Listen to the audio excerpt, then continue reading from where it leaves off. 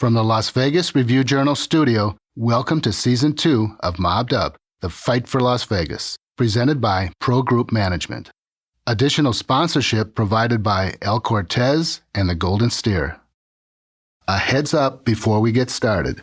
Mobbed Up contains explicit content, such as obscene language and depictions of violence, including murder. Please be advised that this podcast might not be suitable for all audiences. It's a moment of jubilation for Wayne Newton as he appears before the Nevada Gaming Commission in Carson City on September 6, 1980. The Midnight Idol has just been approved as the new co-owner of the Aladdin Hotel. Newton had drawn applause in the packed hearing room when he said he wanted to make the Aladdin a, quote, shining star instead of a black cloud. And Gaming Commission Chairman Harry Reid told his colleagues, "I don't see anything that we do today that's going to tarnish the image of gaming in Nevada." The commission had kicked out the Aladdin's previous owners after some executives were convicted in federal court of allowing the Detroit mob hidden management over the casino. But as Newton left the room with his longtime lawyer, Frank Fahrenkopf, the smiles on their faces were quickly erased. They were confronted by NBC star investigative reporter Brian Ross and his producer Ira Silverman. Mr. Newton. News reports at the time described the approach as an ambush. Fahrenkopf remembers it well. We were walking out of the commission room, walking down the hallway to go out to my car, and Brian Ross and Ira Silverman showed up, sticking a microphone in Wayne's face, saying, "How about Penossi?" Making these allegations that he was a front for the mob and the mob money. I mean, just yelling and screaming at him. Guido Penossi was a well-known reputed mafia figure who had made death threats against Newton and his daughter go away earlier in the year. Fahrenkopf says Newton was getting angrier and angrier as Ross stuck a microphone in his face and peppered him with questions under the lights of the camera about calls he made to Penossi. Fahrenkopf thought Ross was trying to provoke Newton into doing something dramatic for the camera, even striking the reporter. And I kept saying, "Wayne, keep walking, keep walking." You know, I remember Wayne was a black belt, and I was afraid he was going to turn around and whack him. And they followed us all the way out to my car. And I got Wayne in the car, and I said, "Don't do anything, don't say anything, get in the damn car."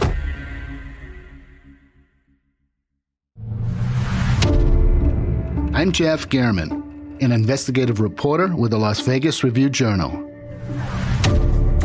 In partnership with the Mob Museum, I'm your guide for Season 2 of Mobbed Up, The Fight for Las Vegas, a true story about money. And so it was their piggy bank. They had the ability to get loans for whoever they wanted to get loans for. He just hit us like a tidal wave. Crime.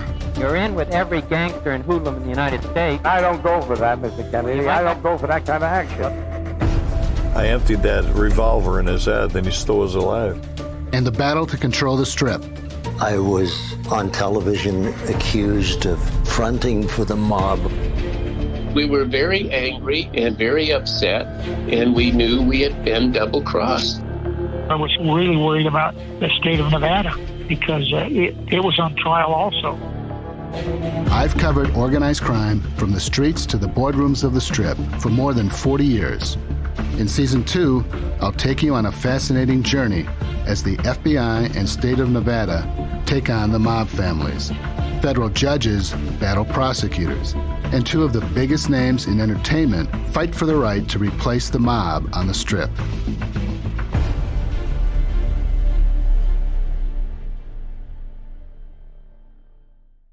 One thing that made Wayne Newton's purchase of the Aladdin Hotel an intriguing story in 1980 was that he had prevailed in a months-long bidding war with NBC's Tonight Show host Johnny Carson. The late-night television king was not happy. He publicly expressed displeasure that his deal had fallen through. Then he started ridiculing Newton during his monologues, and he stopped performing stand-up comedy on the Strip. He sold his Las Vegas television station, and he left town. Frank Fahrenkopf says he found it odd that Brian Ross and Ira Silverman met with Carson in Beverly Hills the day after they confronted Newton outside the Gaming Commission hearing. At the time, NBC was struggling, but Carson's Tonight Show was a financial windfall for the network. And the question was, well, wait a minute, why did these two guys, after hitting Wayne, end up in Johnny Carson's home? Was Johnny promoting this and got NBC to do this? 10 days later, after the network aired its story on Newton, it became clear. October 1980 is a day that still haunts Wayne Newton. That's when NBC ran its special investigative report on the Las Vegas superstar's alleged mob connections. It came as the Midnight Idol's career was rocking.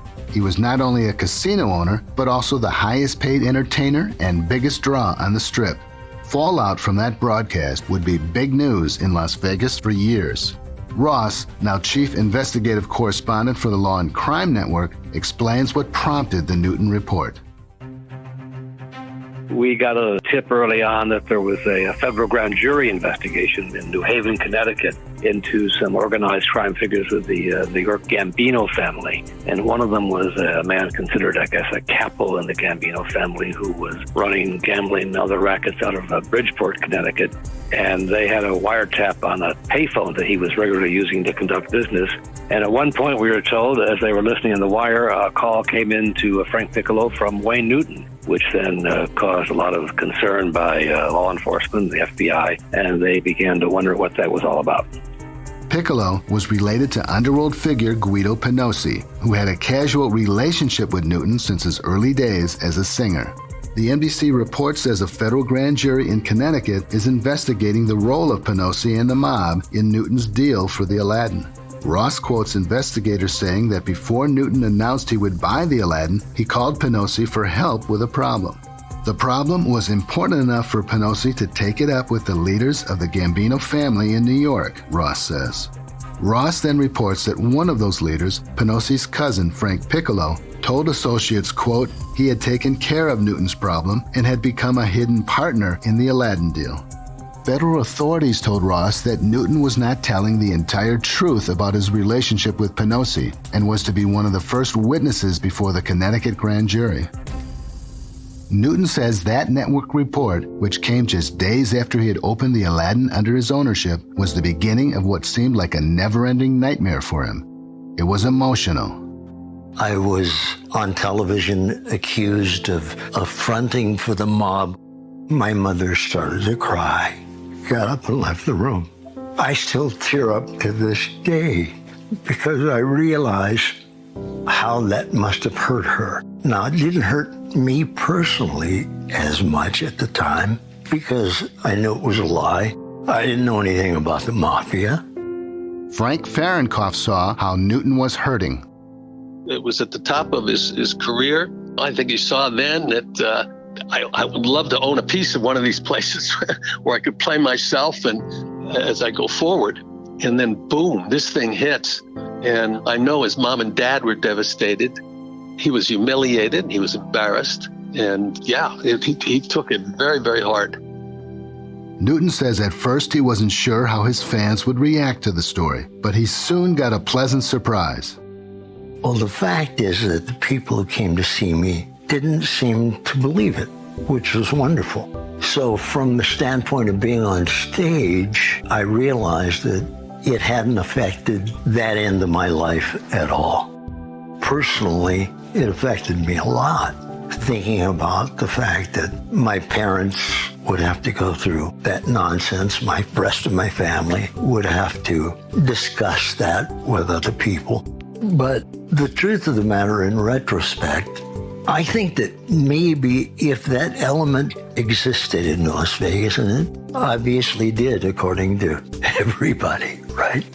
Instead of trying to reel me in as a performer, I believe that they did just the opposite. I believe that they said to some of their own, leave the kid alone. The NBC report did not explain what exactly prompted Newton to turn to Penosi, a man the singer had known casually since he performed at the Copacabana nightclub in New York years earlier. Newton went to Penosi with a problem, but it did not appear to be related to the Aladdin. Months earlier, he had received threats to harm his young daughter. Newton, who maintains he was unaware of Penosi's mafia connections, called Penossi to help him deal with the threats. Penossi referred him to Piccolo, and the threats stopped.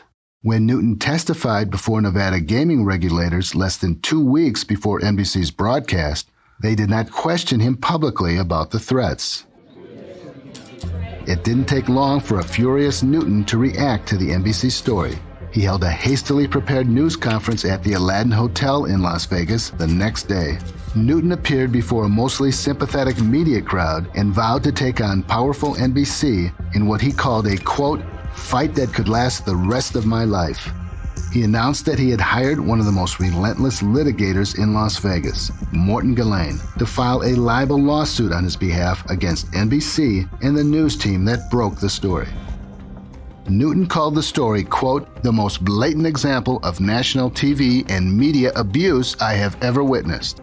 Varenkoff says Newton was determined to clear his name. He was mad. He wanted to get even. His view was, I'm not going to settle for peanuts that they might offer. They can't do this to people. It is wrong to do this to people. And he felt he was doing it not only for himself, but for anyone who's falsely accused of something.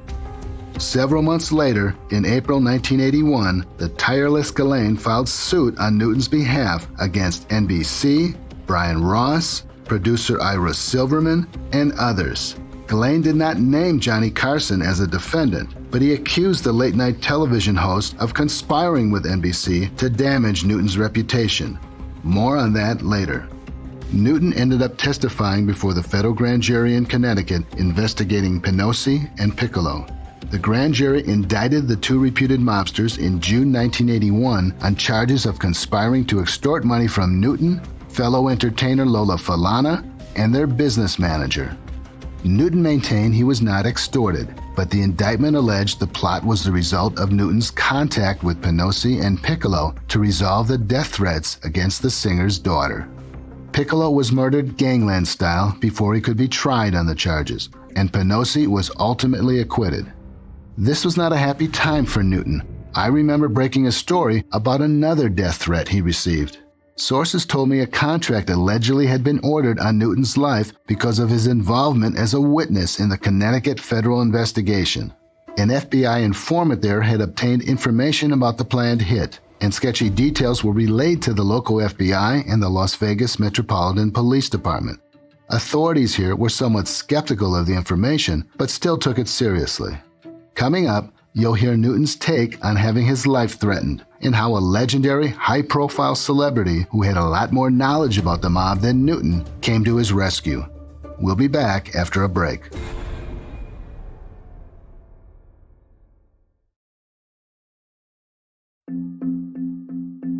To say Wayne Newton's life was complicated in October 1981 would be an understatement. He was running the Aladdin Hotel, performing on the Strip before his loyal fans, suing NBC to regain his stellar reputation, and fending off death threats. Newton was well prepared to protect himself and his family in those days without the help of authorities. He employed a half-dozen bodyguards trained in martial arts, firearms, and explosives. Here's how Newton got the word that his life was in danger. I was in Los Angeles, and I get a call from the sheriff in Vegas, and he said, Wayne, when are you going to be home? And I said, I'm coming back today because I work tonight. And he said, well, what time are you getting back? And I told him, and he said, we'll meet you at the airport. And I said, what's the problem? He said, nothing I want to talk about on the phone. So I get back to Las Vegas and step off the plane, and the sheriff is there with an FBI agent. They informed me that there was a hit list out with 5 people on it, and my name was the last on the list. And 4 of the people had been killed already. And I said, why me? And he said, because of this whole NBC thing. You're being subpoenaed to a grand jury to talk about anybody that you know in the mob or purportedly in the mob. So your name's on this list. And he handed me a bulletproof vest, and he said, call us if anything happens. And I said, hold it. What do you mean, call me if anything happens? He said, well, there's nothing we can do until they move against you. And I said, what about my family? And he said, well, don't go home. Stay in the hotel. So Newton says he stayed in the hotel for 6 weeks and kept getting calls from people wanting to help him, including one of the greatest entertainers of all time, a man who understood what it was like to be linked to the mob. I've been so beat down, I've been slapped some and kicked around. So Frank Sinatra called me and he said, "Kid, what's all this crap I'm hearing about?" I said, "I don't know, Mr. Sinatra. I don't." I said, "This is what happened. You know about my acquisition of the Aladdin and what that turned into on national news." And I said, "I don't know anything about those people." And he said, "I'll get back to you." And 5 days later, the FBI calls me and said, "Your name has been taken off the list." But the threats weren't the only thing on Newton's mind during his litigation with NBC. Johnny Carson held a place there too. Michael Green, a University of Nevada, Las Vegas history professor, says it's not surprising that Newton and Carson clashed over the Aladdin Hotel. They're both sort of kings of the Strip, and now they want to buy a casino. And Carson joked about Newton. He joked about a lot of people. The question in this case is whether he went too far and whether it affected the judgment of NBC as a television network. Newton today still suspects Carson had something to do with the NBC story. Once we sued NBC and we were in depositions and all of that for months, it became quite apparent to my legal team and to myself. At that point, I think it came out in the depositions that Carson's show represented 30% of NBC's overall income. And I had no idea that he was that important to the network. Fahrenkopf recalls taking Carson's deposition during the epic litigation and pressing him about the meeting with Brian Ross and Ira Silverman. First he said, "I don't know who Brian Ross is. I never heard of him." He couldn't remember anything. For 3 hours, I tried to pound him, and I don't remember. Despite that, Carson ultimately avoided becoming a defendant in the lawsuit. Newton listened to the advice of his lawyer, Morton Gillane. Mort said to me, "I think that the true culprit in all of this is NBC. Because for them to react to making up this story, then running it on and on and on, it had to go way past Johnny Carson. So I would rather have the suit against the company than against Johnny Carson, because I don't want it to be entertainer against entertainer." And so that was his rationale. And of course, I respected him, and I believe he was probably right. NBC was represented in the case by nationally known First Amendment lawyer Floyd Abrams. In his book, Speaking Freely, Abrams describes the odd feeling he got coming to Las Vegas to defend NBC in court. He remembers walking through McCarran International Airport and seeing giant advertisements of Newton promoting his strip show. Abrams says, quote, "Newton was the embodiment of Las Vegas, its ambassador to the world." In those days, Newton frequently participated in community fundraising events and was active in the Republican Party. Nobody had a bad thing to say about Mr. Las Vegas. Ross says the network knew it was in for a bitter legal battle. Fahrenkopf later told us you've got a very angry star on your hands, so he's a man who had some means, obviously, and the lawsuit was taken, with seriousness, and we felt confident in what we had reported. The allegation was that we said that Wayne Newton was somehow part of the mafia, which is not what we reported at all. In fact, he was probably in line to become a victim of the mafia, the way it laid out. And someone like Wayne Newton or anybody decides to sue, if they have the wherewithal, it can drag out the process for years, and this one did.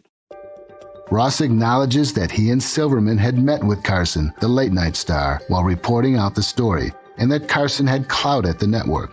But the duo was not trying to dig up dirt on Newton. I think it's true he was very important to NBC, which at the time I think was struggling. He was the one sort of bright spot on the whole NBC schedule. when we went to meet Carson for about 45 minutes at his home in Los Angeles, just to ask him what he knew about it. We didn't know much. And that's where it ends. Where it got nutty, I thought, was that in theory, I think they advanced initially was that this was essentially a hit job by NBC, ordered by NBC to help Carson, and that we simply carried out, this attack on him, which was just simply not true. Newton's high-profile case against NBC didn't go to trial until October 1986. 2 months later, the Las Vegas jury found that the network had libeled Newton, and it awarded him $19.3 million in damages. Newton, with his emotional testimony under oath, was his own star witness. The verdict turned into a moment of pain for NBC and its intrepid reporter. Well, we were crushed. We went into it thinking, well, this is going to be tough because this is Wayne Newton's hometown. He's beloved in Las Vegas. He was then, still is, as far as I know. He's a person who, appeared at any local fundraising. He was at that time, one of the few big-name stars who actually lived full-time in Las Vegas. There's a Wayne Newton Day in Las Vegas. There's a Wayne Newton Boulevard as you leave the airport. So he was a hometown hero and idol, and we knew that would be tough, and we were prepared for a bad outcome, and that's what we got. We had FBI agents involved in the investigation who had left the FBI, who testified on our behalf, and we felt the facts were pretty strong. Ross recalls that his effort to get an interview with Guido Penosi in Beverly Hills became a moment of laughter during the trial. Penosi told him, "Fuck you." The cameraman was testifying about the encounter, what happened, and he was asked, what did Mr. Penosi say to Mr. Ross? And the cameraman, Lee Wilson, said, fuck you, kind of under his breath, fuck you. And the judge said, what did he say? And Lee said, fuck you, Your Honor. It was high drama in the courtroom there. At one point, when Mr. Newton was on the stand, he was asked whether he had said anything to me that wasn't true. My lawyer, Floyd Abrams, asked him that. And his response was, I didn't know I was under oath to Mr. Wimp over there, referring to me. So, there were these kind of petty, childish kind of behaviors in his part. He often would come in and kind of put his palm of his hand up the side of his face, facing me, and then just leave one middle finger there so I could see that. And, listen, he felt aggrieved, he felt that we had done him wrong, and he was angry, and, he cried on the stand when he testified. It seemed practice to us, but probably not to the jury. Abrams recalls in his 2005 book that the judge who presided over the trial was stunned by the $19.3 million verdict. The jury also found that members of the NBC News team had harbored ill will against Newton and intended to harm his reputation. But Abrams later persuaded the judge to reduce the jury award to $5.2 million. The judge did not believe that Newton's reputation had been damaged by the NBC report. The Ninth U.S. Circuit Court of Appeals in San Francisco then overturned the $5.2 million award. The court found that the NBC report suggesting links between Newton and the mob figures had not been shown to be recklessly false, and that there was almost no evidence of actual malice. Still ahead, Wayne Newton loses his entire verdict against NBC, but did he still come out a winner? Mobbed Up, The Fight for Las Vegas, Season 2, continues after a word from our sponsors. Your time is important to you, so it is important to us, too. As a business owner, you want to spend your time focused on growing your business, not on dealing with red tape. You can safely leave that to us. At Pro Group Management, we focus on ensuring that you have the best workers' comp plan for your business. Our team of experts keeps up on all the regulatory issues and compliance updates so you can spend your time growing your business. For self-insured groups, Pro Group Management is the leader in providing Nevada's businesses with reliable, quality workers' comp programs. And we have the awards to prove it. Find out how to have Pro Group Management work for you. Visit our website at pgmnv.com to receive a free cost savings analysis now. That's pgmnv.com, or call our Las Vegas office at 702-740-4380. Pro Group Management. Workers' comp that works for you. Can't get enough of the intrigue, drama, and excitement behind the history of Las Vegas? Live it by dining at the Golden Steer Steakhouse, the oldest steakhouse in Las Vegas and an old haunt of Tony Spilatro's. The Golden Steer has been serving up famous and infamous customers since 1958. From mobsters to the Rat Pack, Muhammad Ali to Holly Madison. Enjoy this classic experience in person or try their world-famous best steaks on earth in the comfort of your own home by ordering today at goldensteerlasvegas.com.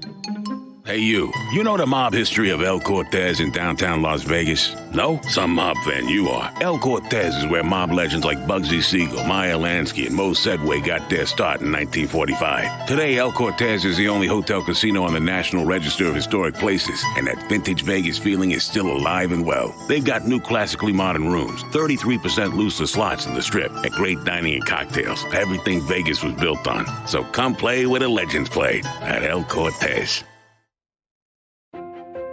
The Ninth Circuit's decision reducing the remaining portion of Newton's judgment against NBC came as welcome news to investigative reporter Brian Ross. I felt terrific because I had felt pretty poorly after the jury verdict came back, because at the time it was, I think, the largest verdict against any news organization in America. We learned only later that some in the jury wanted to make it $40 million. But in the end, after a decade-long legal fight, Ross says the story held up. But he did have a relationship of some kind with Frank Piccolo and Guido Penosi. He knew them back from his days, apparently, when he performed at the Copa in New York. Are there mobsters like to cozy up to entertainers? Yes, they do. And when you reach out to someone like Frank Piccolo, he does you a favor, well, then what's next? Ross says he hopes Newton is doing well today.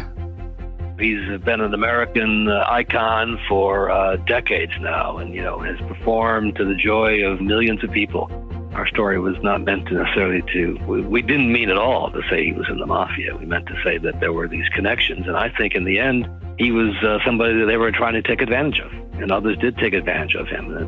I feel for him. But Newton still sees himself as coming out a winner in all of this. His comfort is in the original jury verdict against NBC, the everyday Las Vegans who, after hearing all of the evidence, sided with him. When the jury came in finding me innocent of all charges, of course I felt like that was the vindication I was looking for. And then, of course, when they took it to the Ninth Circuit, of course, we all know that's the most liberal of courts in the country. It was interesting to me that not only did they say, okay, NBC doesn't have to pay what the jury awarded me, and this is why. Yes, they knew what they said was a lie. Yes, Johnny Carson was involved. Yes, it was devastating. But the reason we are overturning this jury verdict is because Wayne Newton can't prove that he lost any money as a result of this. And I thought maybe our court system needs some work. Newton says he shelled out about $4 million fighting NBC in court. But this fight was not about money, according to Fahrenkopf, his former lawyer. I remember him telling me, they cleared my name. When you read what that jury's found and you read the briefs and so forth, they cleared Wayne's name. He hadn't been involved in anything illegal. He hadn't given anyone secret ownership. Today, Newton doesn't perform on the Strip as much as he used to, but he's still revered by his fans. And when he looks back at that stormy period in his life, he finds contentment. Well, I think that obviously I wish none of that had happened in terms of, and for my family and friends. The silver lining behind that, if you will, is that the people who support me and still come and see me to this day didn't believe a word of it.